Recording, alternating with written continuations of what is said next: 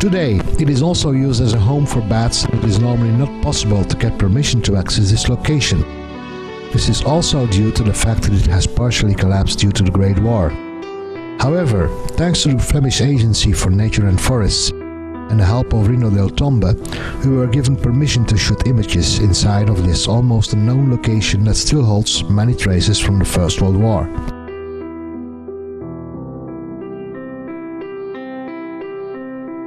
One of the first things that can be seen is the fact that some material was used that was not from the Dutch period in which these fortifications were constructed: concrete.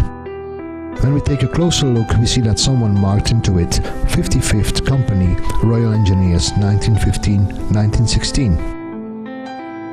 Some of the 55th Royal Engineers were indeed working from this location, which was a lot bigger at the time. Harry Patch will be remembered forever as the last fighting Tommy that was still alive, until he passed away on 25 July 2009 at the age of 111. Harry was a regular visitor to Ypres and eminent Gate, not only because he had been fighting here, but also because of the fact that his brother had been fighting here. William Patch was a member of the 55th Field Company Royal Engineers, and there's no doubt that he has spent some time at this location. He was wounded over here in July 1916. At the end of 3rd Ypres, the city had been abandoned by the last inhabitants, and as the shelling became more frequent, part of the old fortifications became shelters for the soldiers. Casemates near the eminent Gate are a very good example of this.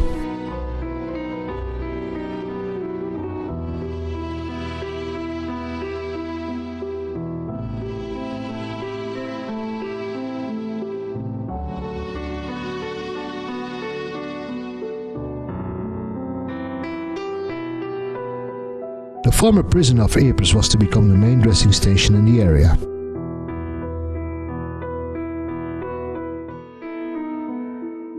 The Ypres barracks were relatively safe, and prior to the Bellewaarde battle, for example, the London Scottish stayed here. The most famous one perhaps in this part of the Rampers is where the Ypres Times was made, and today it is a brewery for the beer with the same name. From the Rampers one had a very good view on the front lines outside of the city. On the other side of the lines, here at Veldhoek near Geluved, were several concrete shelters as well. In order to have relatively safety to get to and from the first front lines, the Germans constructed the Hooge tunnel, which was probably not 1.5 kilometers long, but almost 2 kilometers long. From the grounds at the former Veldhoek chateau ran a large tunnel which was lit by electricity. On the private grounds of the chateau remain till today 3 German pillboxes. One of them was used as a storage for the generator that made the electricity for the tunnel and other facilities in the area.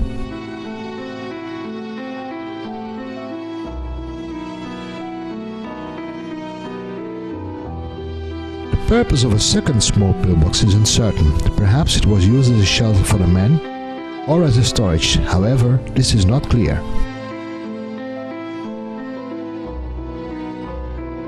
The third pillbox in the area is also the largest one and was used as a command center with several rooms inside.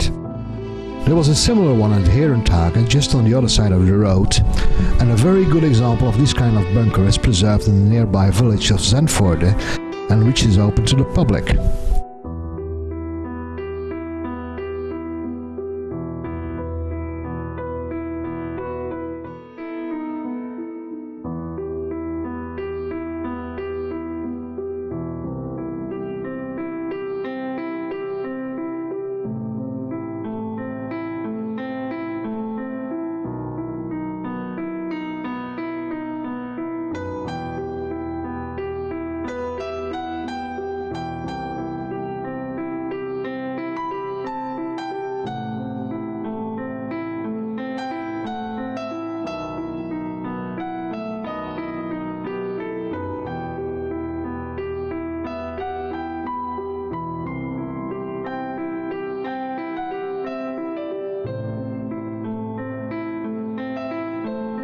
On the other side of the road was a nice cellar from the Hooge chateau.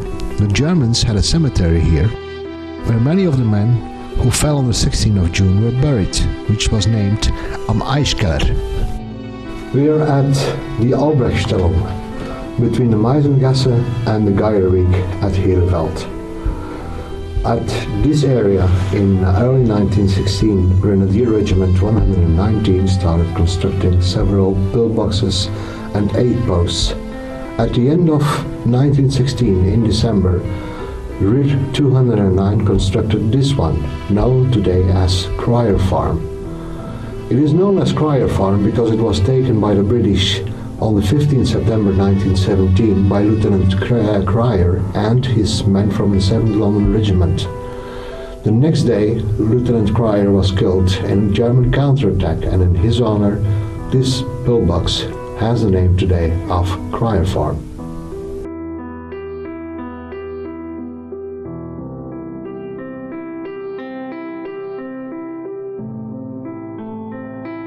Stoff, can you tell us something about life in a deep dugout during the Great War? Deep dugout during World War I was what they called sometimes one of the most awful places, but also on the other hand one of the most safest places. There was actually a British soldier who described it as it was some sort of hell at the front, but a safe hell.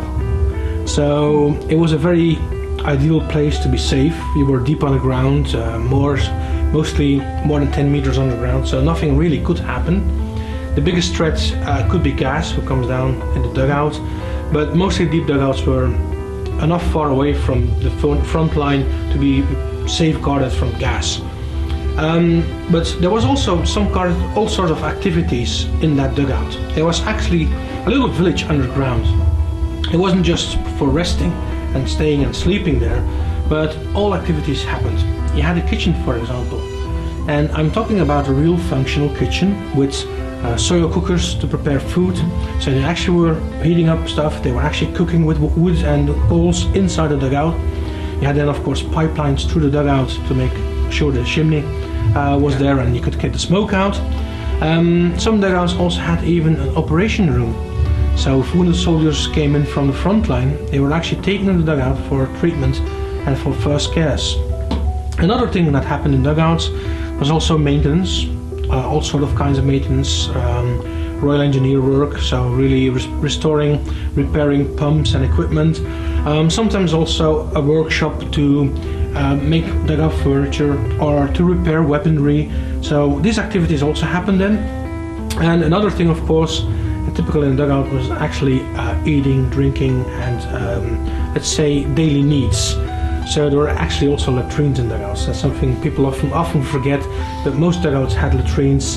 And maybe one of the most important places or rooms in a dugout was where the pump was. Because that was the biggest problem with all these deep dugouts. They were underneath the ground, but Flanders is a very wet, boggy area.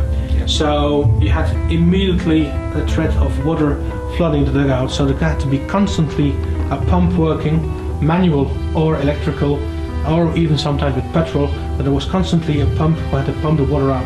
The reconstructed dugout in the Memorial Museum Passchendaele 1917 gives a very good idea of the underground life of a soldier. Fortunately, minus the moisture, the stench, the rats and the danger. As we have already mentioned several times, the mining warfare was terrible in the area of Hooge and Bellewaarde to railway wood. Several smaller skirmishes also occurred over the many blown craters, mostly in the period between 1915 and 1917. Where possible, they were fortified into new strongholds by both fighting parties, and even pillboxes were constructed into them. Today the area of the Hooge Chateau still has some examples of these constructions, and a number of the former trenches have also been reconstructed in combination with the iron harvest that was found on the chateau grounds. This also reminds us of the danger of the large number of unexploded shells and other explosives that are still found in this area.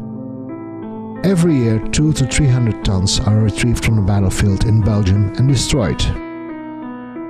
Fighting would continue at Hooge during 1915 in several small battles. On 19 July, the blowing of Hooge crater by the 175th Tunneling Company. On 30 and 31 July, the Germans counterattacked using liquid fire and the crater was lost. On 9 August, a British counterattack and the crater was retaken. On 25th September, 2 mines were blown and there was another British attack on Hooge and Bellewaarde, resulting in another 4,000 casualties.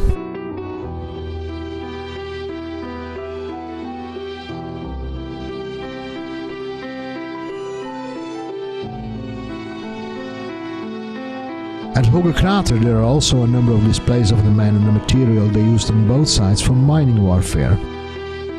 Of course, one of the most important items being the pumps to keep the galleries and the explosives dry.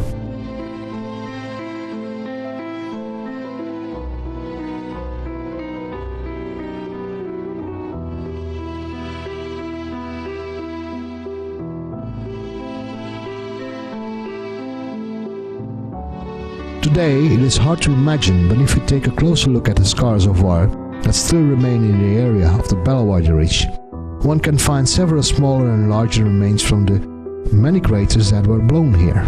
Over this part of the front line, which is only some 400 meters long from Hooge to Railway Wood, traces have been found in the archives and various written sources from the war period that in just over 2 years no less than at least 40 mines took the lives of so many soldiers on both sides. Mining and counter-mining, trying to discover each other's mining galleries and to destroy them before they could be used. Fighting underground, with specially made knives by the men for these purposes. It had become an almost weekly habit during the war here at Hooge and Bellewaarde. Today, the Bellewaarde farm that was the scene of so much fighting has been reconstructed. The view towards Ypres from here would never make one suspect that fighting was so heavy and devastating on this small part of the Ypres Salient. One of these memorials is known as Our Grave. There are no gravestones on this site, as all of the men rest beneath the Flanders fields, victims of this underground mining war. Beneath this spot lie the bodies of an officer, 3 NCOs and 8 men off or attached to the 177 Tunneling Company Royal Engineers, who were killed in action underground during the defense of Ypres between November 1915 and August 1917.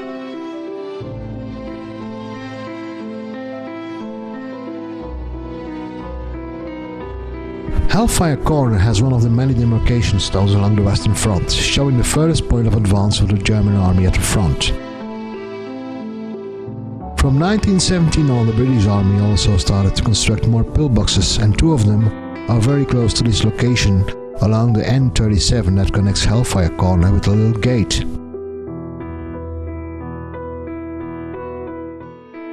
They are of a very classic type and very typical for the construction of the Commonwealth forces, with a rounded top due to the elfin plating beneath them inside of the shelter. Soldiers could take shelter here for a short while, as this occasion honored its name much too often. Today one of them is also used as a shelter for the bats, and many of the pillboxes in the area, especially in the forests of the Ypres Salient, are used today for this purpose. It is an agreed way to have them preserved for the future generations. In 2007 the Scottish Memorial was constructed on the Friesenberg near Ypres. For the unveiling, a special song was written, known today as On the Road to Passchendaele by Alan Brydon and Pipe Major Gavin Stoddart. It is also a grim reminder of the fact that this was one of the first objectives of a battle that was to become known as Third Ypres.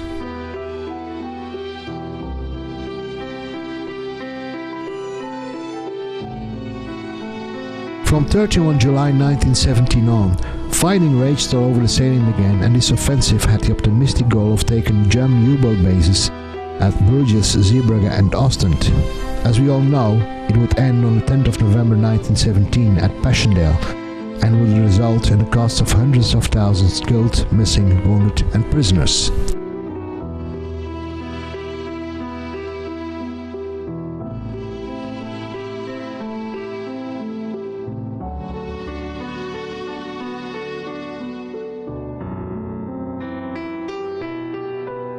One of the locations that saw a lot of fighting was again to be the area of Hooge and the Eminent Road. Anything still reminding us of the former landscape in this area was now turned into a moon-like landscape of mud and water.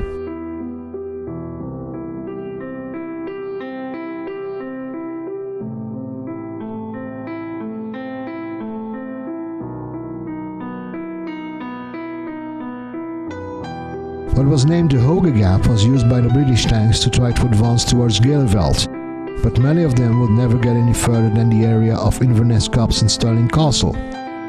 Anything still standing in this area was leveled to the ground with the exception of some tree stumps.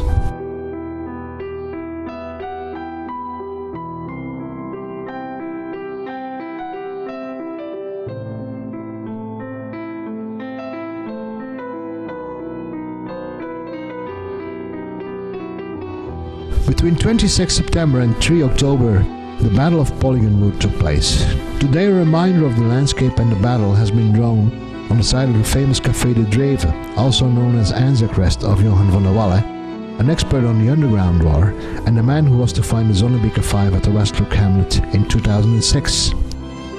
The most famous pillbox in Polygon Wood is a German one, named Scott's Post after Lieutenant Colonel Humphrey Scott, DSO and commander of the 56th Australian Battalion, a native of Warunga, Sydney, only 26 years old and a hero of Lone Pine, Gallipoli. Scott was killed on the 1st of October 1917 near the famous Butte by a sniper bullet while he was showing the front line positions to a relieving British unit.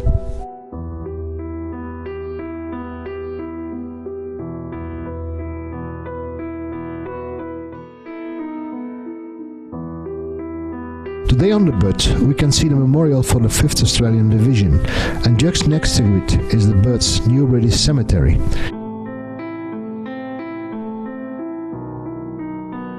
Every year this is the location for remembrance on 25 April or Anzac Day. Many Australians come here at 0600 hours in the morning for what is known as the dawn service.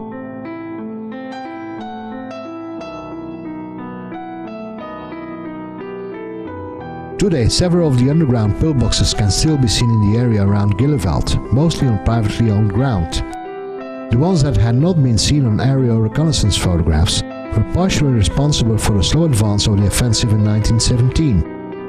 As soon as the bombardment stopped, these men emerged from their underground shelters and retook their positions in the lines. In 1918, the grounds of Hooge and Bellewaarde would fall again into German hands, but by now the German army was so weakened that it had to go on the retreat, and on the 11th November of 1918 there followed the armistice. The reconstruction of the area could also finally start again.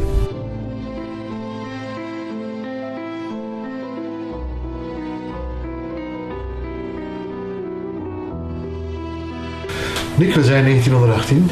Ja. Er is eigenlijk niks meer over van Hooge, alles is platgeschoten. Ja, die baron komt terug en ziet dan die Engelse generale staf toch hun belofte niet gehouden hebben, want hij kan eigenlijk niks meer herkennen op het Hooge. Het enige dat hij nog kan herkennen is de stronk van zijn dikke eik die daar ooit stond. En hij heeft nog de laatste noot van die boom te kunnen behouden, heeft hij nog een groot stuk afgezaagd van deze boom om een tafel van te maken, om eigenlijk later te tonen aan de mensen hoe groot deze eik wel was. Maar inderdaad, er stonden geen twee stenen meer op elkaar op heel hoog, dus ik kon niks meer herkennen. Het land was bezaaid met kraters, met loopgraven, met bomputten, eigenlijk alles die niet meer zoals op het bos leek. Nu, hij bleef niet bij de pakken zitten. Zegt de baron, ik zal een tijdelijk landhuis bouwen, die nu nog bestaat, die nu het Hotel Kasteel of het Hooge is, in Normandische stijl. En ik zal dat redelijk krap doen, want ik wil weer wonen zoals dat geweest is. Maar de kraters voor zijn deur van dat van dat landhuis zal hij niet dempen. Dus dat was de kraters van 6 juni 1916, die nu ook nog altijd te zien zijn. En hij dempt ze niet, waarom niet? Hij houdt van jacht en visvangst, zegt hij kan dan ene terugkomen, de natuur kan zich weer herstellen. Nu de hoge krater, in 1918 schiet er eigenlijk niet zoveel meer van over. Hoe komt dat? Er was daar een dugout systeem in gemaakt van de Australische soldaten in 1917 en dat is eigenlijk in 1918 heel hard beschoten geweest. Toen het lentoffensief begon. Ja. Van die kraters schoot er niet zoveel meer over, dus hebben ze beslist om hem te dempen en de weg terug te herstellen. Nu, die baron zegt, ik heb mensen nodig om mijn kasteel te heropbouwen, mannen eigenlijk, om een kasteel te bouwen. En hoe doet hij dat? Hij vindt eigenlijk niemand, want oftewel zijn ze sneuveld, waar is meer, oftewel keren ze niet meer terug, blijven ze in het land waar ze vlucht zijn, Frankrijk, een boerderij herbeginnen. Oftewel, de mannen die terugkeren zijn bezig met de opbouw van hun eigen huis. Maar hij had een lumineus idee. In 1919 liet hij al een school bouwen, waar nu het themacafé Hoge Krater is. Hij zegt, kijk, iedereen die komt helpen aan mijn kasteel, of personeel is van mij, mogen die kinderen gratis naar school. En in die tijd, in 1919, al terug kunnen naar school gaan, en gratis. Dat was eigenlijk een hele mooie initiatief van de baron voor zijn personeel. Er waren daar 2 nonnekes die daar les gaven in die school. En hij had direct terug mannen om zijn kasteel te heropbouwen. Nu, die nonnekes zeggen altijd aan de baron, zouden wij graag ook een kapel hebben om te bidden op het school. En hij doet dat, hij maakt een barakkapel naast het schooltje, gemaakt van halfplaten, van olifantenplaten zoals wij zeggen. En er wordt dan 7 jaar lang iedere zondag een mes gegeven en de nonnekes gebruiken dat in de week ook om de kinderen eten te geven in de barakkapel. Nu in 1927 beslist baron de Vink, ondertussen al burgemeester van Zillebeke, om een godvruchtige daad te doen en een kapel te laten opbouwen met zijn eigen geld en zijn eigen centen. Dat is het kapel waar nu het museum gevestigd is, kapel Hoogkrater. Dus de eerste steenlegging was in 1927. Toen was het op het Hooge alweer direct sprake van bewoning, werd het bos heraangelegd en werd er eigenlijk altijd al verder gewerkt aan de heropbouw. Want we vonden het Hooge belangrijk omdat de baron terug investeerde in het Hooge. De baron had altijd een idee om zijn oorspronkelijk kasteel met een hevelengte wel 100 meter terug herop te bouwen. Dat is nooit gebeurd. Wegens geen tijd, zeiden ze, maar er was al een keer van een soort tekort, zoals wij zeggen. Ja. Maar het Hooge floreerde door de school en de kapel hier. Er is eigenlijk school gelopen en kinderen geweest tot eind jaren 70 en ze zijn dan gestopt wegens te weinig leerlingen. Dat was toen in handen van de hele familie. En de kerkdiensten zijn gestopt eind jaren 80. Today the grounds that saw so much fighting are now taken over by laughing and happy children and adults. The second chateau on the Bellewaarde grounds is now a restaurant, and the remainder has become the Bellewaarde theme park. One symbol, however, although purely by accident, is the lion mascot of the park. This reminds us of the fact that during 4 long years men from both sides have been fighting here as lions, not led by donkeys as so often is said, but by men confronted with a war that was completely new for them as well, and who performed to the best of their ability. Today, the graves of the German men who died in the First Battle of Bellewaarde can still be found at the eminent German military cemetery. Among them is one of the 2 men with whom the story started, Lieutenant Adolf Berry from Reserve Infantry Regiment 246. Others from the battle are buried at the Langemarkt German military cemetery.